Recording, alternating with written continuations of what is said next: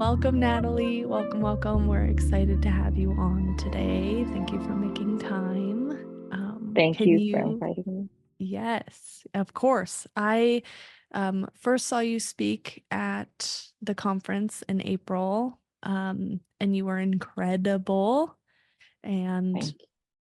yeah, I knew I wanted to have follow-up conversation with you. So I feel very honored that you're here and you're willing to talk and share and be present. Thank you so much, Heather. And I just have to say, I also was in one of your, I guess it was the workshops, right? That were taking place at the Justice Is Trauma conference. And I was there and I saw you speak. And I can't remember the other folks that you were speaking with, but it was just really moving. So, I think it's just important to also give you your flowers and appreciate the work that you do. And I'm just grateful and honored to be here. So thank you. Thank you. Thank you. Yeah, I appreciate that. Um, yeah, going into that, there was definitely a lot of nerves. Like that was the first time I'd done Of something like course. that. And then to see, because you were keynote, and so to Yes. see you like stand up there and just be able to deliver so seamlessly was like, oh my gosh, like that's the goal. Like I'm goals. glad it looked that way. Yeah. I was like, that girl has her shit together.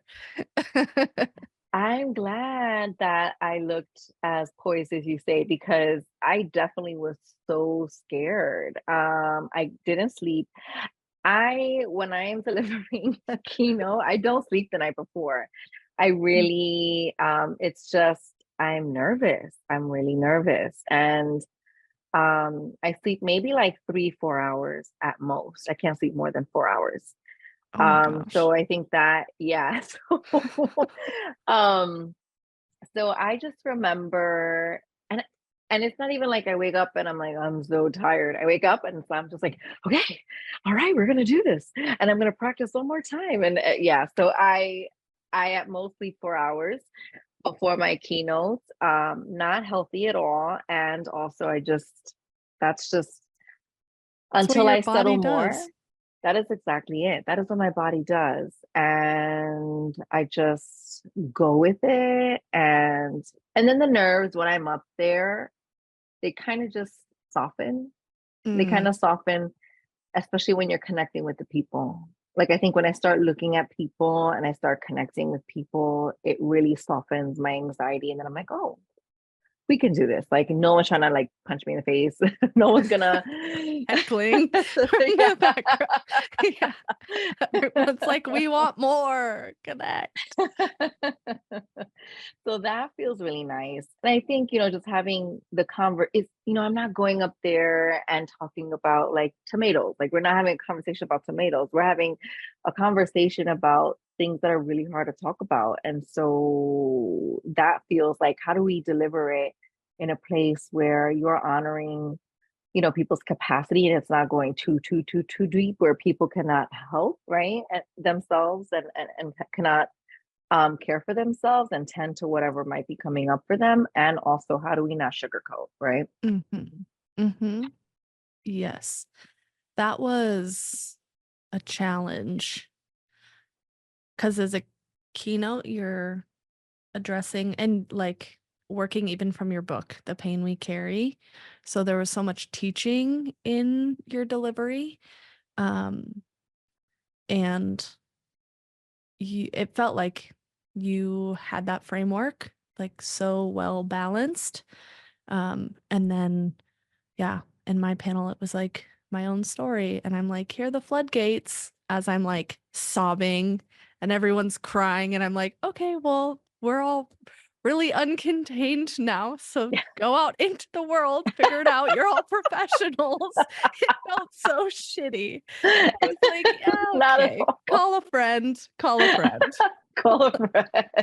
But you know what? Like, I really valued that. Like, I felt like that people needed a space to just let it rip, right? Like, let the tears I just did that. flow. Yeah. Yeah. And then you can go out in the world. Like, it felt like when we think about what a decolonial space looks like and what happens in the decolonial spaces, that felt like an epitome of what that is, right? That we are not afraid to cry, that it doesn't make us less professional or da da da da, and that you trust folks enough to take care of themselves, Yes. right? Yeah. It was powerful, really. Yeah. Well, thank you. I had Hmm. some worry after, but I mean, it is. You speak to the decolonized space, and that's absolutely it. Like, everyone in that room has survived Yeah. more than me. Like, um, and they've never talked about it.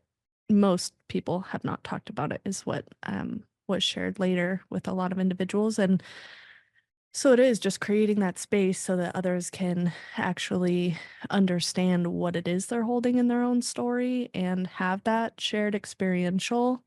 Mm, Because so often, especially in conference spaces, it is so like sterilized. mm, You show up, you have to present a certain way. Um, Topics are already created for you. It's like, here's your structure, work within it. mhm, So I think it was helpful that I didn't really have any structure.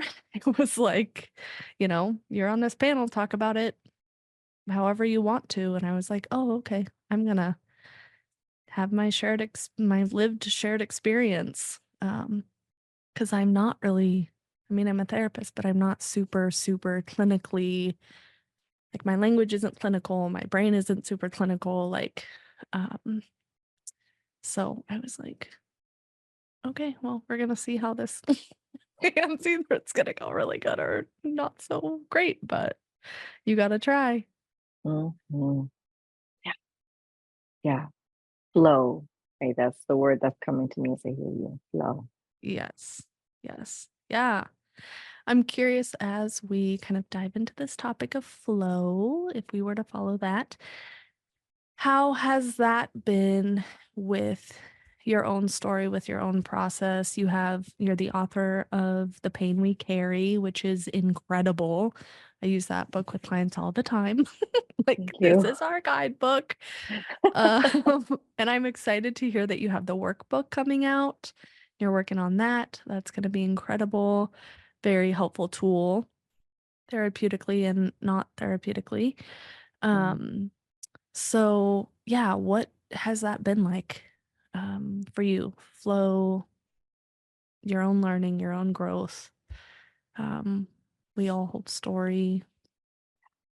Oof, that, you know, my flow has been messy and I want to say directed and non-directed and like completely disorganized at the same time.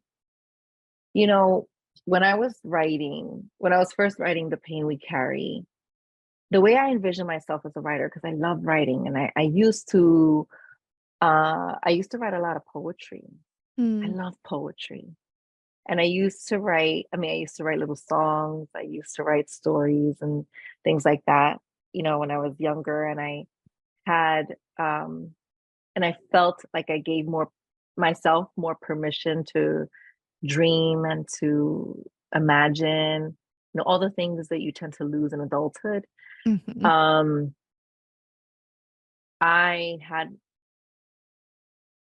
more permission to do that. And so I would do those things, right? I always consider myself a writer. And so, when the book came along, I was writing this book and I was writing it on complex trauma within the global majority. I was like, okay, I know how this is going to like at the vision that I had for myself of what that writing was going to look like. It was like I was going to sit on a piece in front of the computer and I was just going to type away. And like the words are just going to flow and I was going to just have all the right things to say. And it was just like, boom, I'm done. Right? and, and what it really looked like was me getting in front of the computer and you know, then being like, oh, what am I going to do tomorrow? And what is it? And just thinking about everything else but the book. And then when it was time to write, then it was like writing a sentence, then delete, delete, delete, delete, delete, delete, delete, writing again, delete, delete, delete, delete, delete, delete, delete. And so it was such a mess writing the whole thing. Mm. And then, I was there was a lot of stuff that was also happening in the very beginning of writing the book. And I talk about it in my introduction about how I was really heady and I was beginning to write this book from a very heady space. I wanted to incorporate all the big words and all and cite everything that I was saying. And the publisher, my acquisitions editor, and my other editor had like this moment with me when they were like, Natalie, I'm falling asleep reading your book. And when that happens, it's because someone is writing way too academic. You're writing Mm. way in your head. And it was in that conversation where they essentially told me like, I want the purpose of this book is for you to write in your natural voice. And I was like, say what? What are you talking about? What are you inviting? Right. Because, when you're in your master's program and even in college and even throughout, just all of academia, you are taught not to write in your natural voice. You are taught to code switch essentially. Yes. And so that's what I was doing. And it wasn't until that conversation I realized, oh my God, like I'm code switching in my own book that is meant Mm. for us. Like literally this, white supremacy culture and all of this is just it's right now presenting itself in my book. Mm. And then it reminded me of like, wow, like this is actually what a privilege it is for for folks to grow up without um, any comments on their accent or any comments around class and stuff Mhm. like that. And so it was then that it dawned on me that I was perpetuating some dynamics of white supremacy culture within my book around how I was navigating it. And so that when I had that conversation with my publisher, changed the whole thing because now I felt like, oh, like I'm channeling myself, like I'm channeling what I already know. And that was another thing they told me. They said, stop looking for sources outside of yourself. Like you are the source. You Mm. are the source. And so again, me being like, what? Like, of course you want to bring in research, but I was spending so much time looking to say, I need external sources to validate what I'm saying.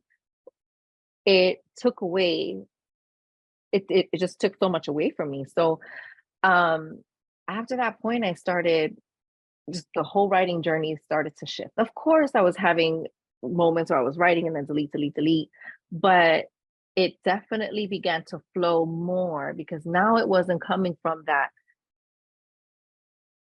I'll say fully from that heady space. It was coming from an open-hearted place. It was coming from Mm. like, what do I know to be true here? What has my lived experience been? And also as a therapist of 16 years, how has it been with the people that I have served? What have I seen happening there that I also need to name here? What have I seen growing up, right, in public housing in New York City?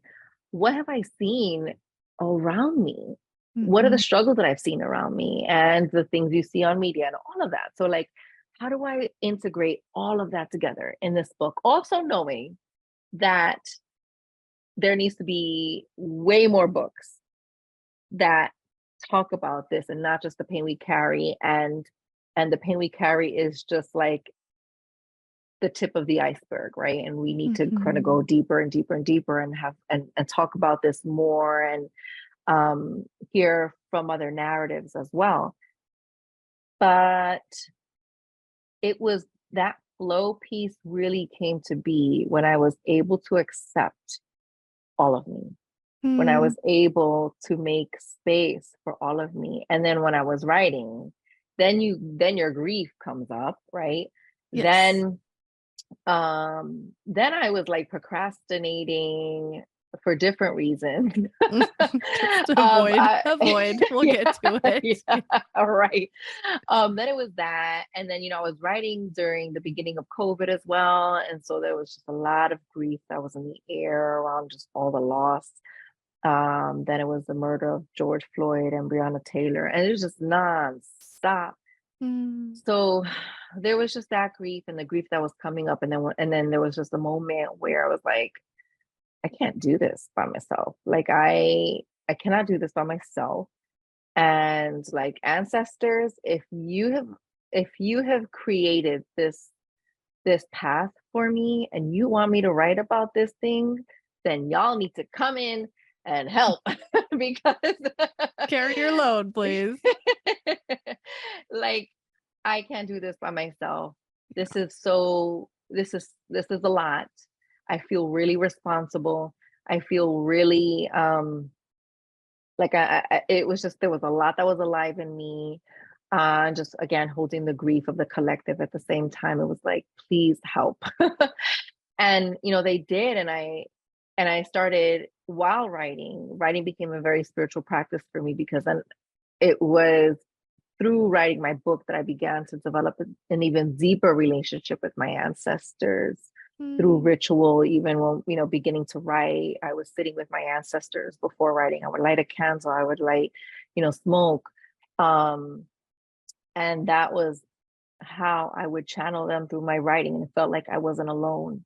And mhm, that felt a lot more flowy. mm, Um, and I felt that connection with like the collective, but also with my spirit team. mhm. I know I just said a lot.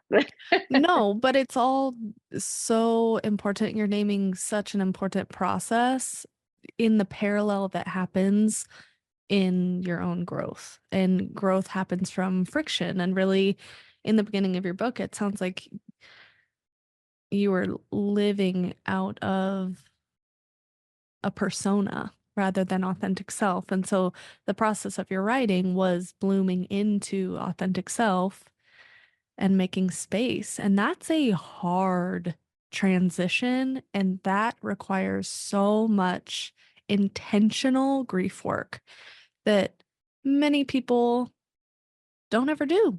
Don't ever do. So it's very powerful that you are able to not only make space for that grief so that you can get to where you wanted and needed to be for self, for community, for ancestors, for future generation. Um, but also you asked and had support through that in various ways. Because I think oftentimes people get stuck in that grief and they forget, oh, I can ask for help, or Mm, they don't have the systems to help. So then they just feel really alone in that process. And then, yeah, they get stuck in those places of avoidance or compartmentalization, and they're never able to really break down those barriers needed in order for them to fully blossom. for sure. For sure. And I was just thinking, like, even in the process of writing the book, like I'm writing it, but there are so many people that are supporting me around, right? Like my partner or my mom, um, or my stepdad that are helping with the children. Because it took a lot for my kids as well. Like they didn't have their mom Hmm. present, right? I tell this to my friends, like there was a Mother's Day, I forgot how many years ago this was, but for Mother's Day, they gave me a card and it was like, um, I want you to play with me more, or like I miss you and Mm, I wish you would play with me more. mm, You used to play with me before and you don't play with me anymore. And they were so right because everything was like, guys, I want to play with you, but I have to finish this chapter. I have to da da da da, right? And yeah. it was a lot of that. And it took a lot from them. But I didn't do this alone. I didn't, my children were a part of that. My partner was a part of that. My parents were a part of that. My community, my friends were a part of that. Yeah. Yeah. And when you're in grief, you're so exhausted. Like Ah, yeah. I I really applaud you holding so many roles while doing that work. I do not have children, and in my own story and my own grief healing, and like there are days where I'm like, oh, I don't even have enough for my partner. Like I barely have enough for me. So to have children on top of that, I can only imagine. And yeah, I would imagine that'd be so difficult because as a mother, like it's constantly in the back of your mind of like the things I should be doing or could be doing. Right? Like we always talk about like mom guilt. Mm-hmm. So yeah, I applaud you. That's really difficult. How do we do it, Heather? I don't know. That's why I don't have kids, Natalie. You're the expert. I don't know either. I'm like, maybe one day I'll have children. And then I like talk to a mom and I'm like, no, like I will be an auntie. I love being an auntie. I'll support the mothers, but it is a wild dedication, like not only to yourself that you have taken on, but also to your family and to your children. Because I think of your littles, and yes, they did have to sacrifice, and you did have to sacrifice time with one another, but the healing that has happened probably within your family, that is lasting. That is Yeah, healing yeah, generations forward. yeah, yeah. And I appreciate you saying that too, because one of the ways that it has impacted my children more positive. I mean, there's several, right? But like my older son, like he wants to write a book, and he just writes books. Like he just started writing books, Oh, and he's like, I want to be an author like you. And that is beautiful. Like yeah, I have inspired him to dream. yeah. And that feels like, yes, like that feels like a big fuck you to colonialism, right? Yes, Because yes. my child is able to feel enough that he can feel like I'm gonna be an author, and I'm gonna start writing books. And he's written like, oh my gosh, like little 20 books, like 20 books. He's drawn, comics. Like he Oh, really enjoys that now. So it's just that's been really awesome. profound.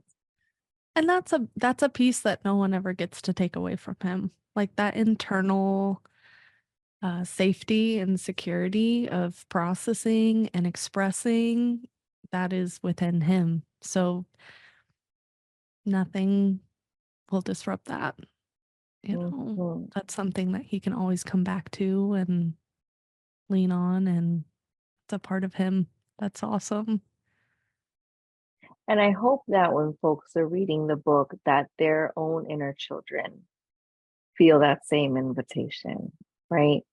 That, in part of the book, I talk about, and you named this before around like journeying back to your authentic self and leading from that place.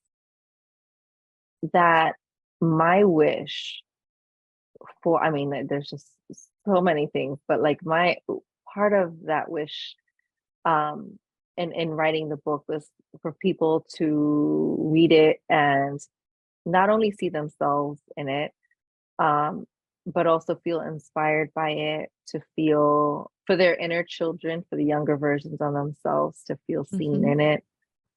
um it was meant as an invitation for people to see how important it is to reclaim and rebuild your relationship with your inner child, or inner children, because I feel like we're not just you know little young children, but we also like inner teens as well, and inner Yes. tweens, and right, we have Yes. different parts of us that are different ages. And so Yes. how do we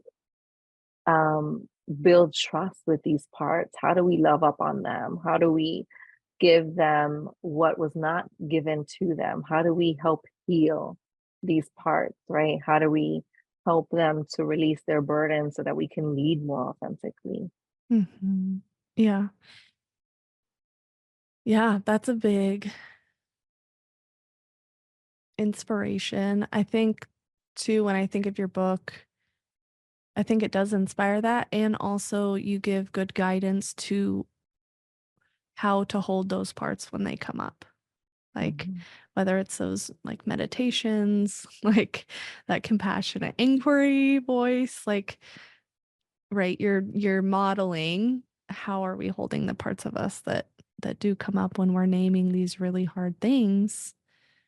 Um, because often I think of my own process and those parts come up and depending on, how they have been held or how they have been fostered, oftentimes it's like, no, I don't want to go there. Or like, you can just Mm. stay far, far away. I got it handled, that strong Mm. manager part. So, like, there is a sense and a level of safety and security and support needed in order to crumble so that you can do that explorative holding of those parts that are still hurting um, so that they can heal, you Yeah, know?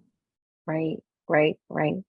So many of us, myself included, myself included, I'm not exempt from any of this, um, use avoidance as a survival strategy, right? Because sometimes that is what is needed.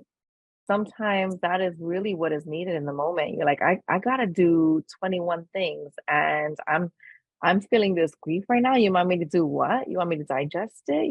Yeah, that can happen right now. These things have to get done, Yes. right? I have to go to work. I have to pay my rent. If not, what's gonna happen? Like that is the story of a lot of people. Hmm. And so avoidance makes sense and it works. Avoidance absolutely works Yes. until it doesn't. Yes. And then Yes. And it's like a and then horrible train wreck. No one can look away. You're like, what's happening? yeah, absolutely. A train wreck, a volcanic eruption, it just happens. And then you're like, oh damn. And it's always like at the worst time, You're like, Yeah, could this have happened always. next week when I Yeah, didn't have 20? But the yeah, thing is, there's always going to be 20 things. yeah. Right, So I always right. say you can choose like when you want to let your body crumble, or it's just, Mm. your body will make time. Like you can either actively choose it Yes, or ignore it until you get sideswiped by it. yeah, yeah. Always and that's why a lot of people, Heather, have you noticed that a lot of people sometimes like they'll work, work, work, work, work, right? And then when they're like, okay, vacation time is here, or they have days off, then they get sick. And they Oh get yeah. sick because Yeah. of that slowing down, right? They didn't have Yes. that moment. Yeah. Yeah. I was just last week I was in Mexico and on vacation and immediately like at the airport I'm like and Oh I'm no. I'm getting a cold, like I can feel it. Oh, And it was fine and ended up being fine, but it was that reminder of like, oh, you've waited too long. Because before that, I was like, I am in burn out. I'm doing too much. And then even when I came back, I had like, booked up this week to make up for, and I was like, oh, why yeah. did I do that? Because now I'm in this space of like rest and allowing myself rest. And I'm like, oh, that's where my head was. Hmm. So yeah, we do it, and our body knows. There's one Yep. lesson. Yep.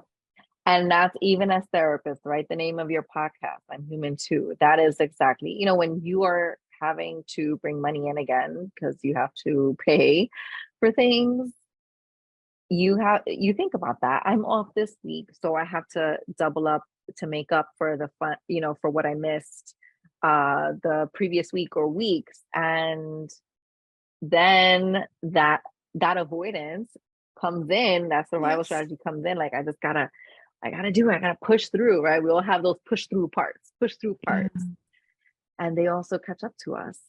Yes. 100%. 100%. Yeah. What did you find as far as parts of self come up through your process of writing? Now, that's a very broad question. You can take that wherever you want to take So, that. so many, immediately what's coming up is definitely those push through parts. Mm. That the we just gotta, what is it? The movie.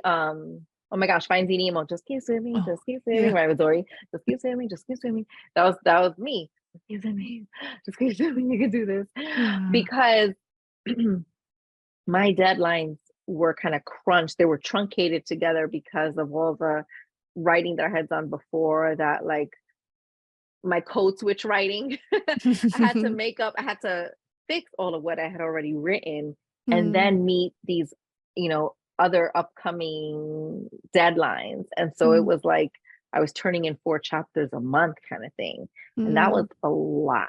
So there were definitely parts on board that were just like, just keep swimming, push through, Yeah. push through, push through.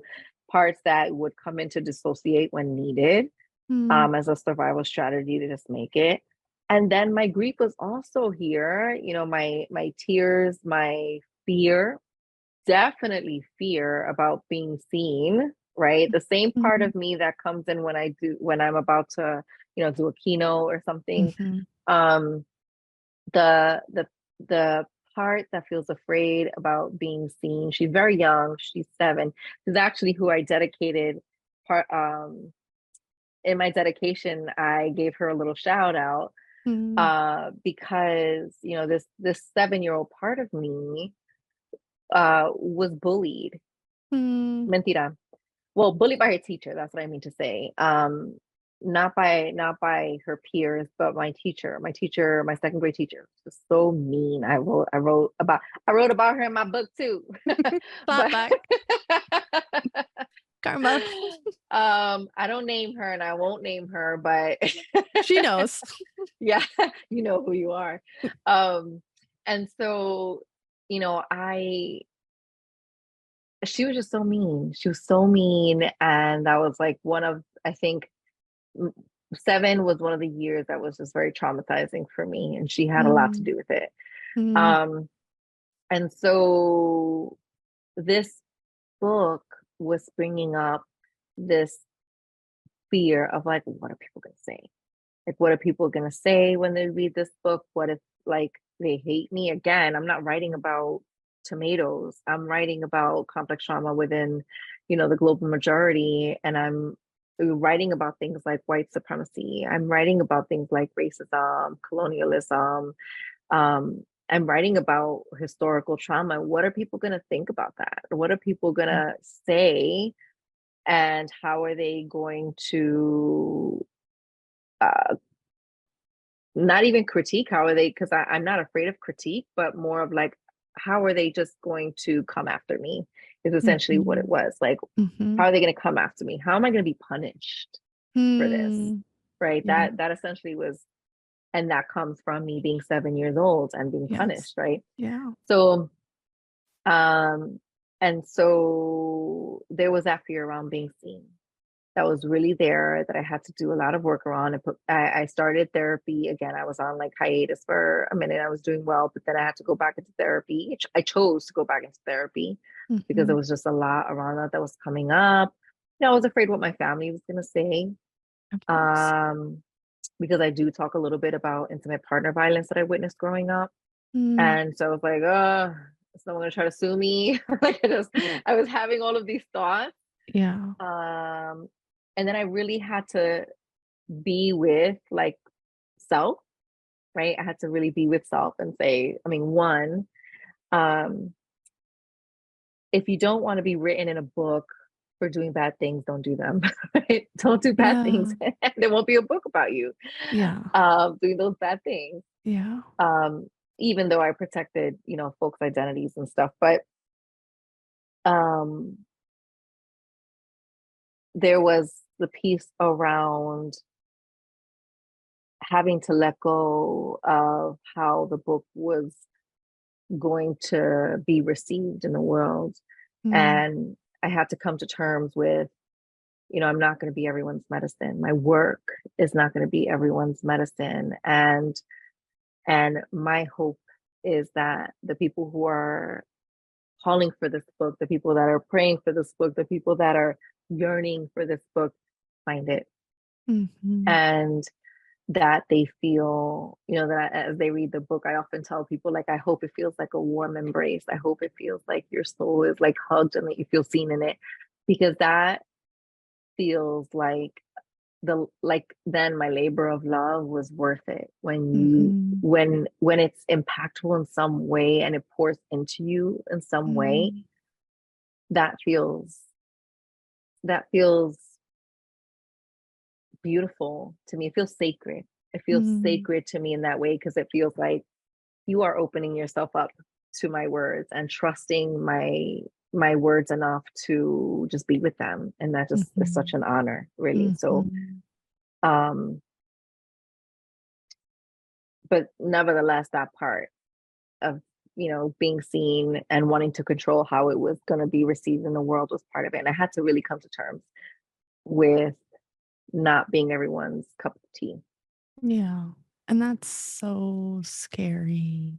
So scary to just accept that that is a truth and that's okay and that's normal. Hmm. Um, what has your, and you don't have to answer this, so like feel free to say no, thank you. What has been your 7-year-old's response now that the book is out? You have more of a roadmap to how people have responded.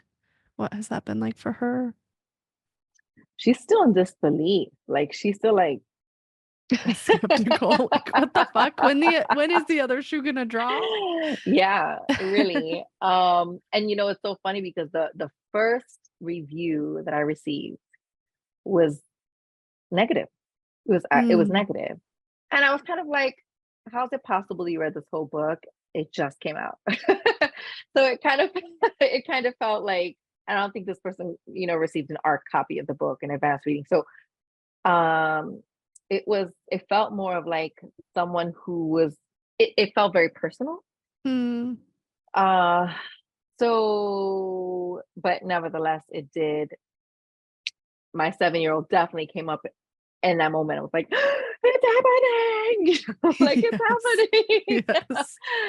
And then when, you know, that very same day, someone else did a post who had received an advanced reading, an ARC,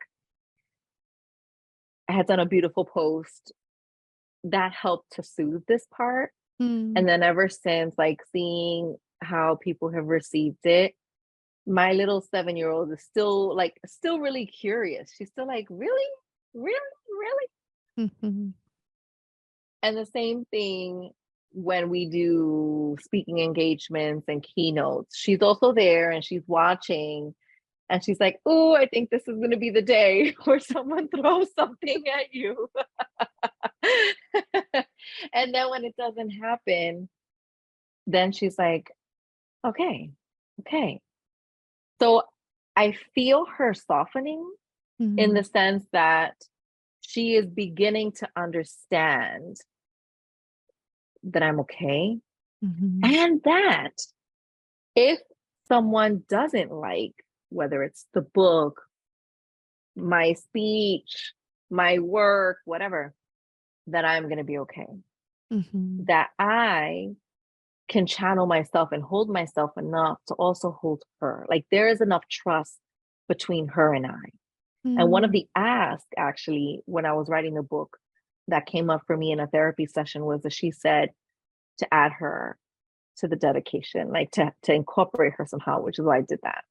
yeah, Um, but she's softening. She's still coming to terms with the most the biggest fear has not happened, but that if mm, it does happen, that I got this, and that I got her, and I can take care of her, and also that I can protect myself, and then I'll yeah, be all right. yeah, yeah.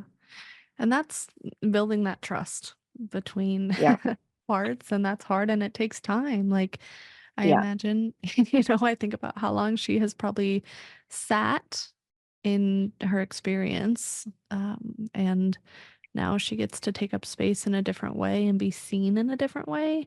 And that takes time and a lot of reworking and repairing. And I hear that in that process. Sure, sure. Or can I ask you a question? Yeah, go And feel for free it. to not answer. Yep. Feel free to not answer. Yeah. Um, Feel free to not answer, and feel free to answer truthfully. Okay. Okay. Did you notice as you were reading the book, were there any parts of you that came up, particularly like younger parts that just had some feelings for whatever reason when reading the book? Yeah, definitely. Um, I also have quite a few younger parts. So yeah, extensive trauma history. So, but I think what often comes up is I actually have an 8-year-old part who is a very Mm. fierce protector. Mm, And she, yeah, she leads with anger and cynicism and right, like all the reasons why. And that part continually kept coming up. Like even especially around like when you would ask to go deeper through like meditation, um, oftentimes it was like, we don't need to do this. I don't have time for this. I don't want to be in this space. This isn't gonna work. Like just so like no, no, no, no, no, which is typically like, oh, I need to go here. Like we need to just like mm, create more space and we can come we don't have to do it right now, but we are going to like come back to this. Um and I do a lot of my own therapy and a lot of EMDR, like God bless my therapist. So I would often be like, hey, I'm like working through this book and this comes up. Like, can we do some reworking around this? And then it would allow that soothing or calming enough in my nervous system to then be able to go back and like sit in that and do that. Um, Especially with a lot of the ancestral pieces. There's a lot of generational trauma that has happened in my family. And so to even connect ancestrally with um, family is has always been a very difficult concept for younger parts. So adult me, like young adult me is like, yes, that's fine. You're safe. Like you're creating this space. It's, like positive regard, positive intention. But those younger parts get stirred up. Like, what the fuck? Like, absolutely not. Like, we are not like absolutely not. So, um, and what has really helped me with that as well is my own my own journey that I spoke about at the conference, like allowing myself to even reconnect with those younger parts and reconnect with my ancestors. Um huge, huge, huge. So yeah, your book does evoke a lot. And I don't think that I could have even like it's something that I probably would have picked up 10 years ago and been like, whatever, I'm mhm. not doing this.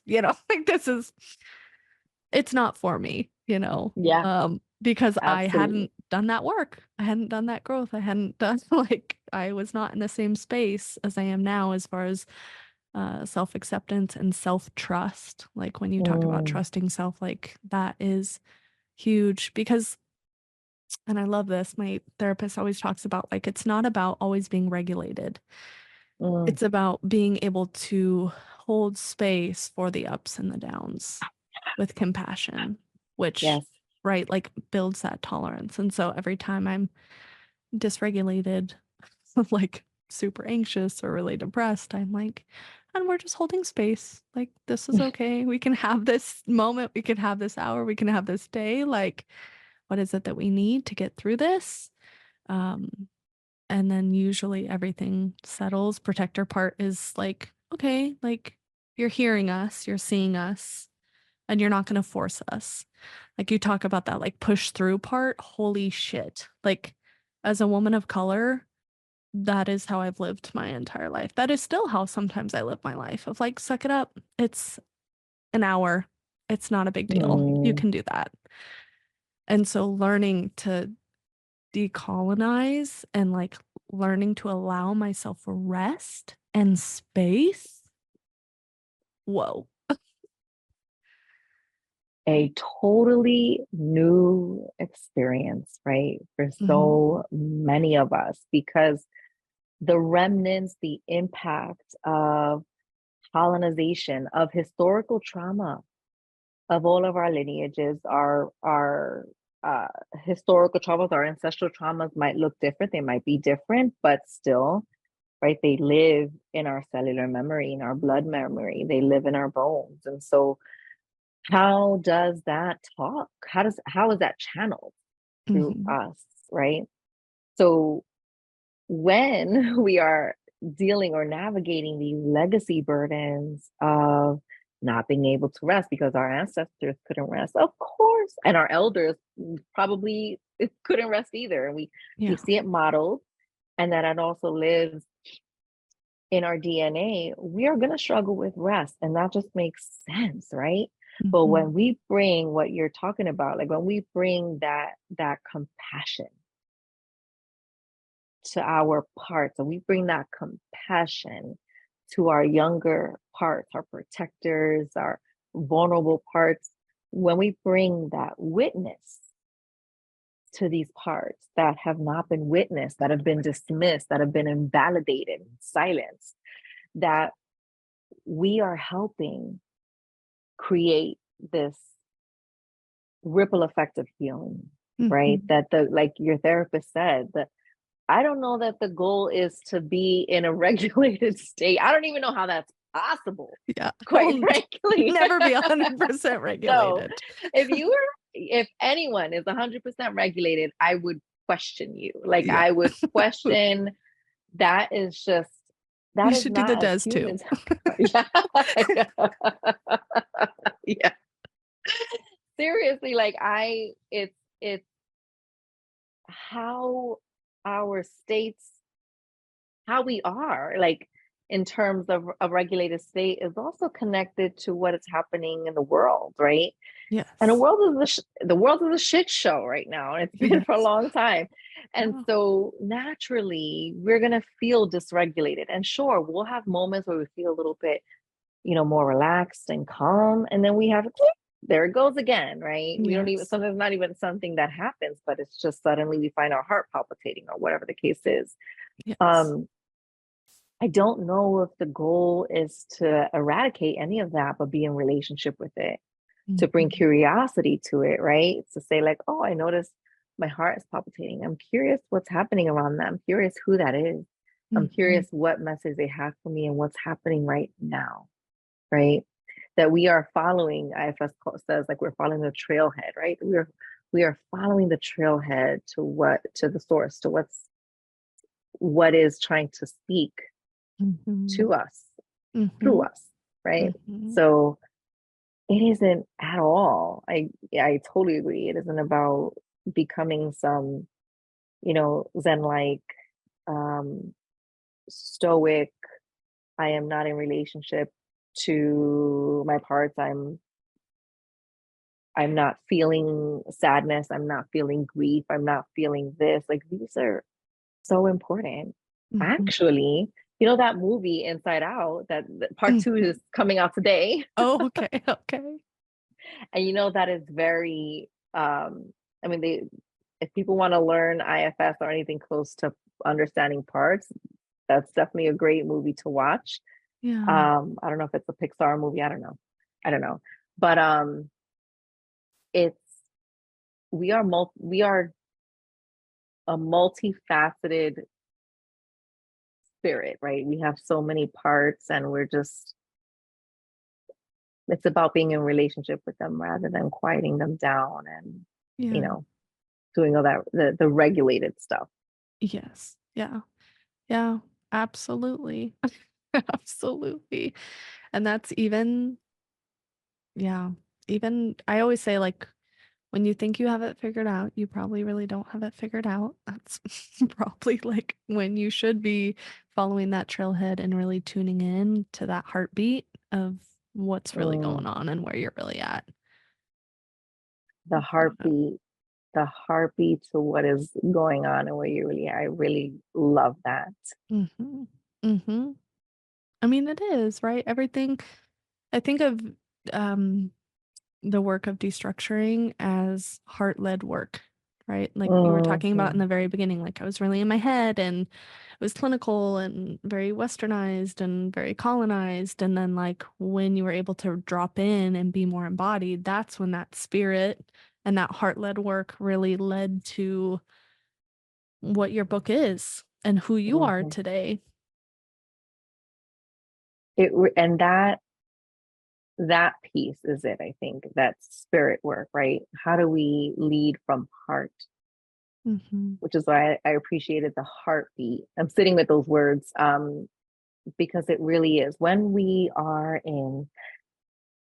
That's what helps actually my inner 7-year-old calm down and soften when she's being seen. Like I said, right, when I connect with people from a heart space rather Hmm. than like, oh my god, when I'm like, I see you with my heart, like I see Hmm. you with my heart.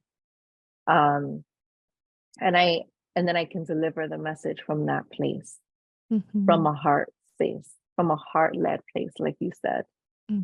rather than um a more performative place. Yeah. Yeah. Yeah. Which is hard and a stream of constant repairing, right? Like I get it Mhm. wrong all the time. And then I have to go back and be like, okay, I thought this thing, or I held you like this. Like, can we try again? So the importance in knowing that, right, the ups and downs, the conflict, the avoidance is gonna happen, but how do we repair it? Mhm. Is more important, I believe, than Mhm. the conflict. So having those tools are really Yeah, important and foundational to growth and healing. yeah. Yeah. And you learn about yourself, right? You learn Hmm. about yourself, which is beautiful. Hmm.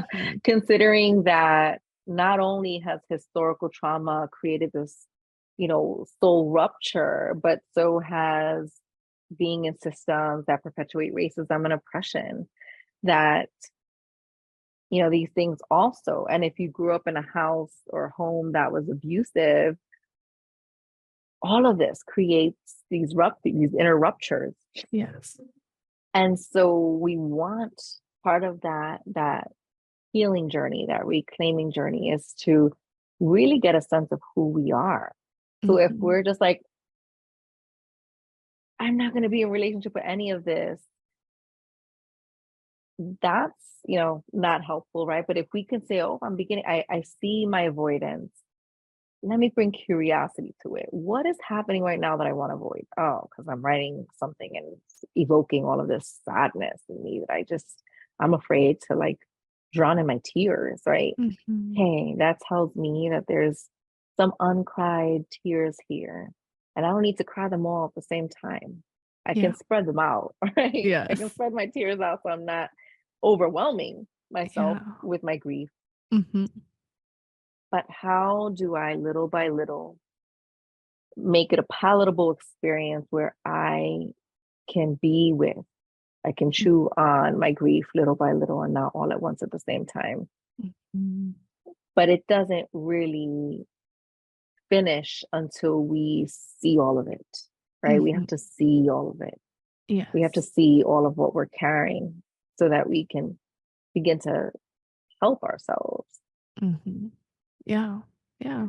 Hence, like the pain we carry. Almost like your title is so fitting. In my One of the things I wrote in my workbook was, the pain we carry is really the grief we carry. Yes. Oh Because my I goodness. think Yes. when we put a microscope on it, it at the core, at the root, grief. Hmm. Yeah. It's grief. Yeah. And grief is, I mean, I talk about grief all the time, but it is a lifelong thing. Whether we're Hmm. talking about our own story, whether we're talking about life transition. Um, I had a really good conversation with one of my guests on here, and she said the most profound thing. She talked about how grief is not always in the sad, but it's also in the happy. And that Mm, like I was like, oh, I've never thought about it like that before, but it was so refreshing because it normalized it in such a way of like, oh, right, knowing something in your head is very different than knowing something in your body, but it settled in my body like, oh, then this is just something that needs to be a normal daily practice. Like, where am I experiencing grief and where am I experiencing joy? And then it created this balance between the heaviness that I think I felt in grief before, Mhm. of like, sometimes we grieve really happy, good things. Like, my nephew's getting older. They just graduated. And I'm like, oh, you're like grown. Like, slow down, but it's good. Um, so yeah. You're so right. Yeah. I mean, just thinking of my kids, they're growing and it's beautiful. It's such a privilege to watch children, particularly Black, Indigenous, and Brown children, grow because not many of us get to have children that grow till they're older. Mhm. Um, so it's a privilege and also it's sad, right? Like just like the babies are growing, like your nephew, right? The babies are growing. Yes. Yes. And even like I think it's also important to grieve healing too. Like Mhm. when we are so used to being or embodying certain coping strategies, survival strategies, parts, blended with parts, da da da da, whatever language you want to use, that so many people fear healing because they're afraid that they're going to be unrecognizable to themselves, right? That they're Mhm. going to be like, I liked who I was back then. I like this part Yes. of me, right? Yeah. Um, and there is that grief, even when you're moving towards something that is positive for you. There's still the grief of like grieving who or aspects of yourself that you're gonna miss. Mhm. Yeah. Yeah. And that's where I think it's important to understand that part of you isn't disappearing Mm, like in evolution. Like, it's not going anywhere, but you can see and understand with more clarity and with mm, more compassion, with more flexibility. So those sharp edges that would cut you, like, will mm, no longer, because there's space. We've just created space for that new version and the old mhm. version, you know. So, yeah. Those parts, yeah, I just appreciate you saying that because it is that reminder that we're not trying to kick anyone out, right? Inside of us. We're just trying to heal the burdens. We're just trying to Mhm. heal so that they could actually be the most authentic version of themselves. Yeah. Which they are worthy and deserving of having had all along, right? But they've never Mhm. had an attuned adult who has said that and meant it and followed through and carried that out for them. Like, isn't that incredible that you can do that for you now? Like, they have a Mhm. reliable adult to show up for them, to listen and attune and create space so that they can be who they were always meant to be before the trauma. Yeah. Heart emoji. That was Yes. So as we wind down for time, I realized that we did not do a formal introduction. So after this incredible conversation, Natalie, can you introduce yourself? that was my bad. I went straight into it. It's all good. I wasn't gonna disrupt what we had flowing. We were in the flow. That's exactly right. The flow, the flow. So, I mean, there's so much. Intros are always so difficult for me because I'm just like, what's my elevator pitch? Who am I in a nutshell? Right. And I just, want to let folks know that, I'm a survivor of complex trauma. Mm, And like many, I am still on the journey. I am imperfect.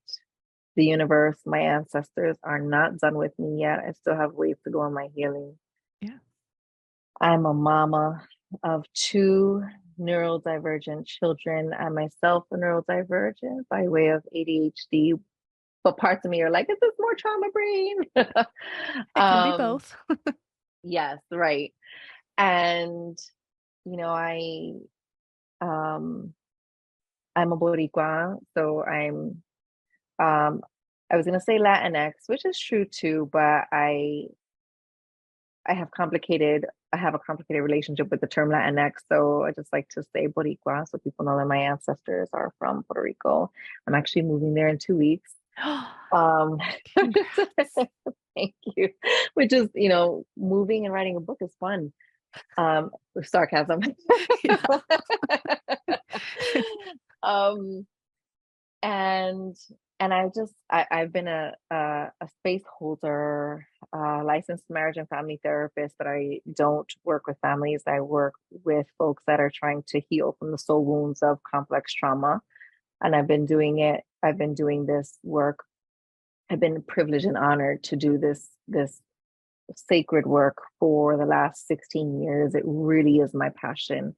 This is my soul work. This book was my soul work. I love to see our people heal. I want our healing, and that feels complete. That feels complete. Mm. Well, thank you so much for being present, for Thank you. sharing, for trusting self to show up today, for trusting me with your story.